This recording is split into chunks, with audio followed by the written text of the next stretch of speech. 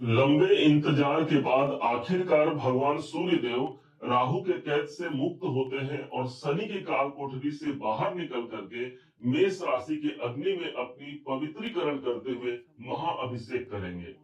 देखा जाए तो पूरे एक साल में एक वक्त ऐसा जरूर आता है जब सूर्य देव उच्च के राशि पर प्रवेश करते हैं। और जब ये उच्च के राशि पर प्रवेश करते हैं तो समस्त अंधकार को दूर करते हुए जीवन में उजाला व्याप्त होता है। व्यास ऋषि ने इस विषय पर कहा है, इन सूर्य भगवान के विषय पर, कि जपा कुसुम संकासम कास्य पेयम महाद्युतिम तमो अरिम सर्व पापघ्नम प्रणतो अस्मि दिवाकरम। अर्थात हम उस सूर्य देव की वंदना करते हैं जो जीवन के सभी तिमिर और अंधकार को दूर करते हुए जीवन में एक सकारात्मक प्रभाव या प्रकाश छोड़ जाते हैं। क्या होने वाला है और किस क्षेत्र से हमको मुक्त होने वाले हैं, इन दोनों विषयों को समझते हैं, जो कि 14 अप्रैल से लेकर के 15 मई तक विशेष प्रभावी होगा। क्योंकि अभी तक सूर्य देव शनि के संग थे और वो भी लाभ के घर पर। न शनि देव खुल करके काम कर पा रहे थे और न सूर्य देव, क्योंकि दोनों एक दूसरे के विपरीत दिशा पर है। एक पूर्व है तो एक पश्चिम है, एक अंधेरा है तो एक उजाला है। तो यहाँ वो कॉम्बिनेशन नहीं बन रहा था। अब यहाँ सूर्यदेव बाहर निकले, प्रवेश करते हैं वृषभ राशि के 12वें घर पर, द्वादश भाव पर, जहां पर 1 नंबर की राशि लिखी है। ये इनकी उच्च की राशि है। किस भाव के स्वामी है और प्रमाण क्या देंगे? तो अभी तक हम लाभ से जो वंचित थे या फिर लाभ का वातावरण जो दिख रहा था, लेकिन ज्यों ही पास गए वो ओझल हो गया, तो अब उससे हम मुक्त होते हुए एक सुखद वातावरण को देखने जा रहे हैं। क्योंकि 12वें घर पर सूर्य आ रहे हैं, इसलिए जो लोग विदेश में रहते हैं उनके वहां पर प्रकाश का सिलसिला बढ़ जाएगा। वो अपने कार्य को आगे बढ़ा पाएंगे। सूर्य का 12वें घर पर जाना आपके इन्वेस्टमेंट के लिए अच्छा हो गया। कोई खर्च करना चाहते हैं, कहीं पैसा लगाना चाहते हैं, कोई इन्वेस्टर नहीं मिल रहा है, तो इन सब कार्यों के लिए एक अच्छा तकनीक हो गया। जो लोग चिकित्सा फील्ड में हैं, जो लोग गवर्नमेंट फील्ड में हैं, इन सब लोगों के लिए द्वादश भाव का सूर्य एक सबसे अनुरूप और अच्छा सूर्य माना जाएगा। क्योंकि ये 12वें घर पर उपस्थित है। जो लोग मेडिटेशन ध्यान करते हैं वो सब लोग इस समय पर अपने साक्षात्कार को प्राप्त कर पाएंगे अपने परमात्मा से, या जो चीज इनको प्राप्त करना है वहां तक जुड़ने के लिए सूर्य का प्रकाश काफी है। अब यहाँ पर सूर्य आपके लिए वृषभ राशि के लिए चतुर्थ भाव के स्वामी बनते हैं। चतुर्थ भाव मतलब आपके सुख के जो स्वामी बनते हैं वही है सूर्य देव। चूंकि इस समय पर 12वें घर पर आएंगे, दोनों का कनेक्शन यदि देखा जाए तो आप यदि कोई ट्रांसफर का योग चाहते हैं वो ट्रांसफर का योग बन सकता है। कोई स्थान परिवर्तन का योग बन सकता है। यदि आप प्रॉपर्टी में आप खरीदना चाहते हैं, एक अच्छा संकेत है, क्योंकि यहाँ 12वें घर पर है। 12वां घर खर्चा और इन्वेस्टमेंट है, चतुर्थ भाव आपकी प्रॉपर्टी है, तो भूमि भवन वाहन इत्यादि कार्यों के लिए एक अनुकूल समय है। यहाँ एक विशेष बात, जो लोग गाड़ी खरीदना चाहते हैं उनके लिए भी सूर्य का 12वें घर पर जाना, चतुर्थेश का होना, उनके गाड़ी संबंधित कार्यों को पूरा कर देगा। अब कई लोग इस समय पर घर में नवीनीकरण करा सकते हैं, कुछ अंदर घर के अंदर कुछ वास्तु करना है, कुछ नयापन लाना है, इन सब के लिए सूर्य उनको प्रेरणा देगा। और यहाँ उनके लिए बल्कि वो एक अच्छा अवसर होगा उनके घर में सुधार के लिए, उनके वास्तु को ठीक करने के लिए।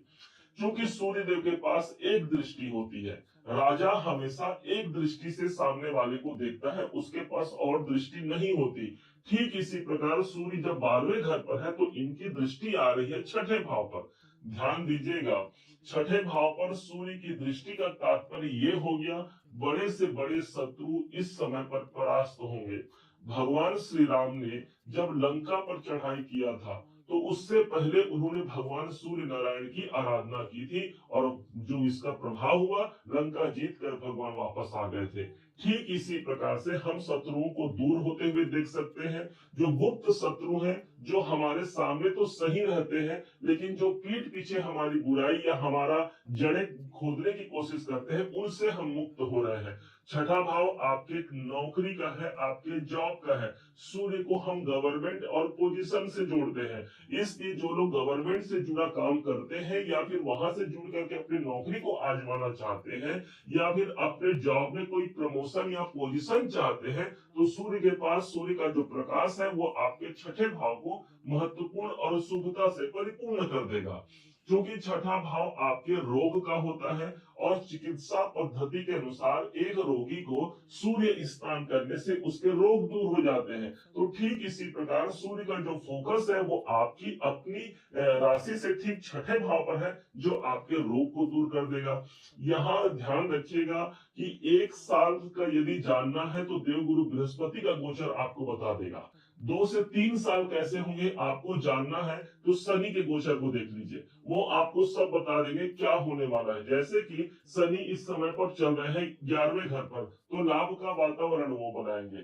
ठीक उसी प्रकार से कौन से महीने में क्या काम होगा वो बताएगा सूर्य देव। और सूर्य की दृष्टि यदि छठे भाव पर है तो नौकरी से जुड़े हुए कोई महत्वपूर्ण डिसीजन सामने आने वाले हैं या उस पर आप काम कर रहे हैं तो उसका प्रतिफल इस समय पर निकल के आने की संभावना मजबूत हो जाती है।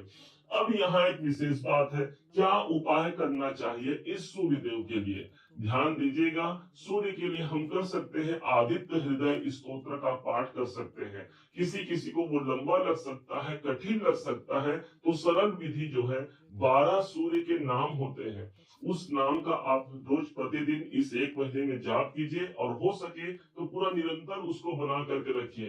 एक ग्रह सूर्य ग्रहों के राजा है, यदि आपने राजा को ही अपने अनुकूल बना लिया तो बाकी सब ग्रह आपके अनुकूल बन जाते हैं। जिस प्रकार पूजन के प्रारंभ में श्री गणपति की पूजन की जाती है, उसी प्रकार के पूरे 9 ग्रहों को यदि संतुलित करना है तो एकमात्र सूर्य देव का आशीर्वाद दे लीजिए, 9 ग्रहों का आपको आशीर्वाद मिल जाएगा।